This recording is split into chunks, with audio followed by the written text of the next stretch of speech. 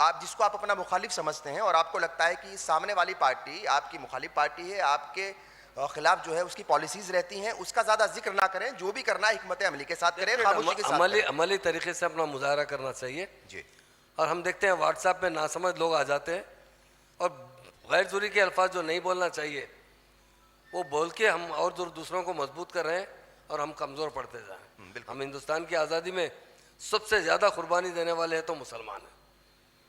उसके बाद आप गेटवे ऑफ इंडिया पे देखिए, जितने नाम है उसमें 70-80% मुस्लिम के नाम है, और आज किसी को याद करने वाले कोई नहीं रहे, क्योंकि हालात ये 77 साल में ऐसे बना दिए गए मुल्क के कि मुसलमानों के बग़ैर हुकूमत बनाने के लोग तैयारी कर रहे हैं। हम उसकी सख्त मजम्मत भी करते हैं। जो लोग मुसलमानों को नज़रअंदाज करते हैं, डेफिनेट मुसलमान भी इस कंट्री का एक बहुत बड़ा हिस्सा है। और आज़ादी में सबसे ज़्यादा खून बहाने वाले हमारे उलमा, हमारे बड़े बड़े उस ज़माने के जितने लीडर्स है, उन्होंने अपनी कुर्बानी देकर हिंदुस्तान को आज़ादी दिलाई है। मगर माहौल दिन ब दिन फ़िरका परस्ती बढ़ते जा रही है।